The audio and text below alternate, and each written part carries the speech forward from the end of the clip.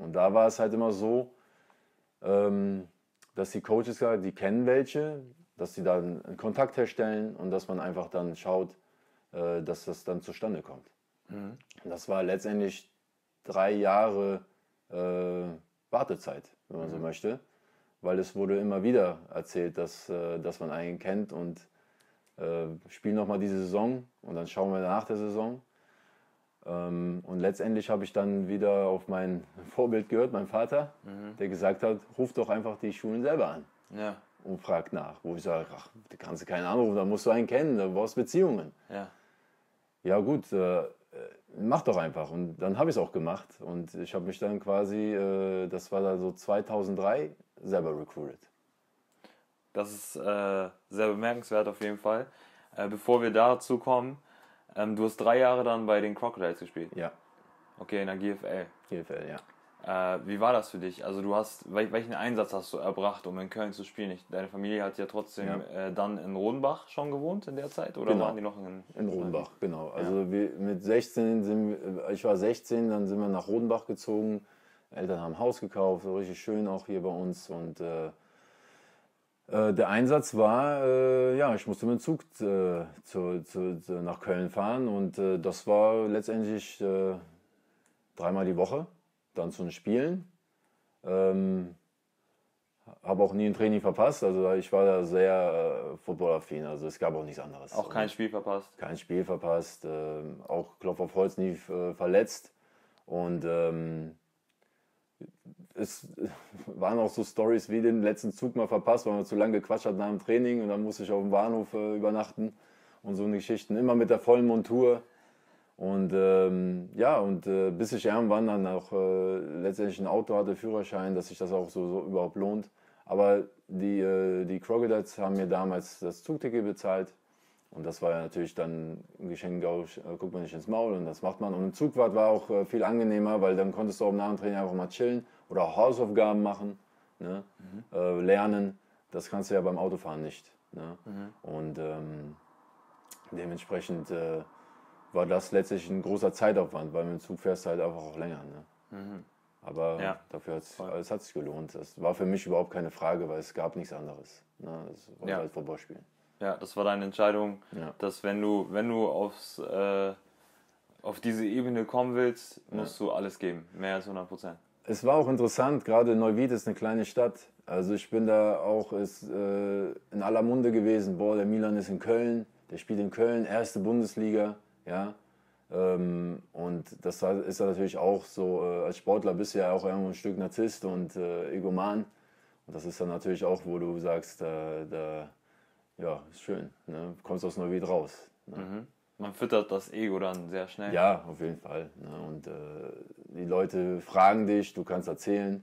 Ja, und es war auch nicht ohne, also gerade in Köln, das war Flughafenstadion, da war auch ordentlich was los, auch dass man da so Fans hat, die einen supporten und und einfach dieser Spielbetrieb, ne, das sag ich mal, professioneller Football oder semi-professionell jetzt, sag ich mal, aber die Jungs wir waren professionell, also das war wirklich, alle haben trainiert, alle hatten ein Ziel und das waren halt wirklich coole Games, also gerade so eine Nordliga, die ist ja da auch nochmal, sag ich mal, ein Tick intensiver.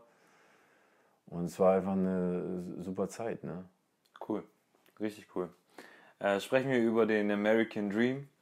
2003, du hast auf deinen Vater gehört, hast einfach mehrere Colleges angeschrieben. Weißt du ungefähr, wie viele es waren? Boah, also ich weiß, das war ja dann, als das anfing, das war immer ein Traum und es wird ja auch immer danach gefragt. Und was ist denn mit College mehr? Was ist mit College? Ich so, weiß ich nicht, ich bin dran und so weiter. Auf jeden Fall, es waren alle Colleges. Ich habe wirklich jeden angeschrieben und ich habe da auch gelernt, weil ich habe die Out the Blue angeschrieben und es war auch sehr schwer, die E-Mail-Adressen zu finden. Also wenn du es mal gefunden hast, dann hast du gewusst, wo du gucken musst. Und das waren E-Mails. Und damals gab es noch kein YouTube und nichts und so weiter. Ich musste Highlight-Tape machen, also Kassette, VHS. Und dann habe ich die rübergeschickt. Aber da war nichts drauf, war Schnee. Dann habe ich auch erfahren, dass du die übersetzen musst, weil die hatten ein anderes Abspielsystem. Ja. Da gab es eine Firma für. die hat pro Kassette, glaube ich, 12 Euro genommen. Und ich habe, glaube ich, 60, 70 Tapes gemacht. Ne? Und man konnte mich nicht sehen. Dann habe ich eine Liste geschrieben zu jedem Tape, habe ich reingemacht in die Karton. Da hat auch der Karton nochmal, also ich weiß gar nicht, was das noch gekostet hat. Also meine Eltern haben mich, also meine Eltern sind die größten Supporter, die haben natürlich das auch finanziert. Und dann gingen die Pakete halt auch raus. Und dann habe ich eine Liste geführt, dass die wissen, wo ich stehe, ob die jetzt geguckt haben oder nicht. Aber das auch out the blue, und das kam dann auch wahrscheinlich da an, ob die es geguckt haben oder nicht, war die Frage. Und dann, wo der Gamechanger war, als ich von der Florida State, den Seminoles, hatte ich einen Brief bekommen, dass die an mich interessiert sind und ich sollte das ausfüllen und zurückschicken. Dann hatte ich mit denen Kontakt, aber die haben mir dann abgesagt, weil die haben sich dann für einen anderen Spieler entschieden. Obwohl es eigentlich so fast hieß, die nehmen mich. Dann hatte ich noch Kontakt zu den Las Vegas Rebels. Las Vegas, das war ja auch so, okay, Las Vegas, haben die überhaupt ein Footballteam? Und ja, dann lernst du das erstmal kennen. Dann ist, was ist 1A, 1AA, Second Division, Third Division. Damit bisschen. Und dann habe ich, aber mir war ziemlich schnell klar, dass ich halt ein 1A oder ein 1AA brauche, weil nur die geben die Scholarships dafür weg. Dann der ganze bürokratische Mist, sage ich jetzt mal. Du brauchst ja dein Abitur. Anhand deines Abiturs oder Fachhochschulreife musst du dann diesen Einschulungstest machen, SAT.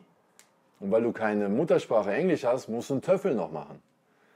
Und diese ganzen Sachen. Und wenn du den SAT hast, musst du alles übersetzen lassen, dann schickst du es ins Clearinghouse. Also da ist auch, ne, also ich weiß nicht, wie das heute läuft, aber das war auch noch so ein Ding. Ist noch ähnlich. Ne? Ist noch ähnlich. Ja. Und vor allem, da habe ich auch gemerkt, da sind die Coaches auch sehr beruhigt, weil das ist die Frage, die sie am liebsten stellen. Wie sind denn deine Grades? Ne? Und das war auch, ich hatte das unter Dach und Fach, ich wurde gecleared, das stand dann auch da, dass ich jegliche Art College, First Division und so spielen darf.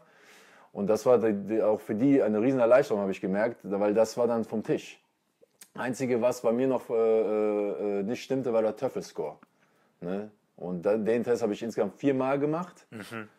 Und ich habe ihn noch nicht mal beim 4. Mal geschafft. Aber der Coach von Nicholls State, wo ich dann letztendlich gesigned habe, der hat gesagt, mach ihn noch einmal, dass wir sagen können, du versuchst alles. Weil dein Englisch hören wir es gut. Und dann hat das auch gereicht. Und um nochmal darauf zurückzukommen, am Ende der Gamechanger mit Florida State, als sie mir dann auf einmal abgesagt haben, war, dass ich dann erstmal den Kontakt gesucht habe, dass ich eine Person habe. Und dann hatte ich Telefonnummern.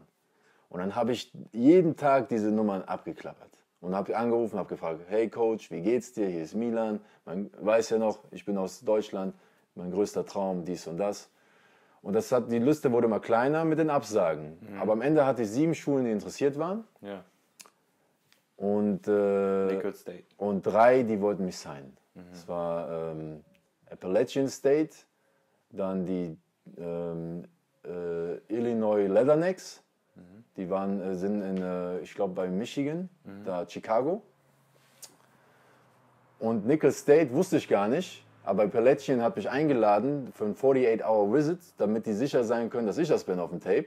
Weil das war und dann hatte ich schon das Ticket gebucht und Nicholls State war da das einzige College, wovon ich nichts gehört habe. Und dann habe ich die einfach angerufen. Und das war ein Tag vor Abflug.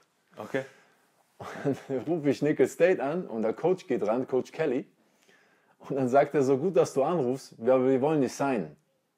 Dann sage ich, wie, ihr wollt mich signen? Dann sage ich, hier, Coach, ich hatte das ja mit Florida State, die haben eigentlich zugesagt, dann abgesagt.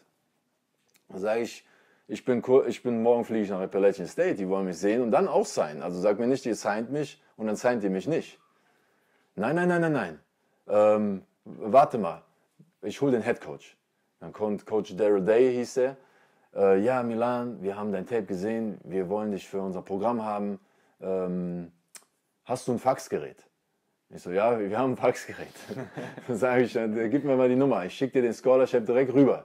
Ich wusste gar nicht, was passiert. Und weißt du, in dem Moment, du willst eigentlich nächsten Tag fliegen und dann kriegst du so eine Nachricht, das war dann noch deren Köder, wir müssen dich nicht sehen. Wir wissen, dass du es bist und dass du gut bist. Okay. Deswegen wollen wir dich haben und du kannst direkt unterschreiben und mach das Ticket weg von Appalachian, die sind ja in North Carolina, und komm direkt zu uns. Dann frage ich die, wo seid ihr denn?